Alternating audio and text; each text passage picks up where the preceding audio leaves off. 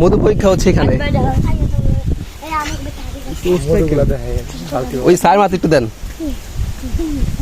আচ্ছা গরম হয়ে গেছে। এক নম্বরটা কি হবে মামা ওই মধু? যদি এক নম্বরটা পাতলা হবে আর যদি চিনি হয়তো এটা শক্ত হয়ে যাবে। মানে আপনার ইয়া দেওয়ার পরে, চুন দেওয়ার পরে? চুন দেওয়ার পরে ওই দেখেন পাতলা হয়েছে না ভাই? কতক্ষণ নাড়তে হবে এটারে? এই তো শেষ, 5 মিনিট।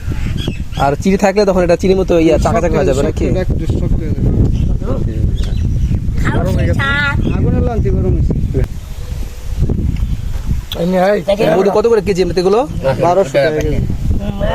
আপনি যে মধুর চাক করেন কত বছর যাবত? আমি 25 বছর যাবত চাক করি। সাইম নিছো?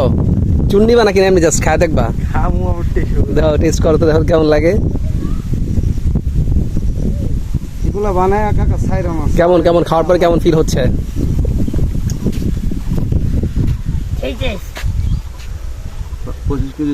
চুন নিছো নাকি? চুন নাম নেই। বোঝা যাবে। 3 ভাগের 1 ভাগ হয়ে গেছে, 2 ভাগ দিয়ে গেছে।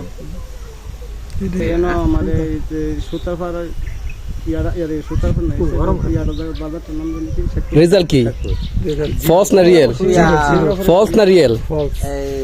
সাহেবরাজ বাড়িতে যেটা ছিল দোকানে মধুলা হাওয়া দিলে আগুন। ওটা কি অরিজিনাল ছিল? ও এই সাইম টেস্ট করলো মাত্র, রেজাল্ট হচ্ছে ফলস, 2 নাম্বার। ওখানে শুনেন কাকা, হ্যাঁ আমি আমি আমি আর সব তো আমার দিবেন। দাম কত নেবেন? কতটুকু হবে এখানে? 7 কেজি। দেখেন দাম টাম ঠিক মতো 7 কেজি রেখে দেবো। সুন্দর একটা পরিবেশ গ্রামের বাড়িতে, মাশাআল্লাহ। এই হচ্ছে আমাদের ইটের রাস্তা, আমাদের পুল অর্থাৎ পুকুর এখানে।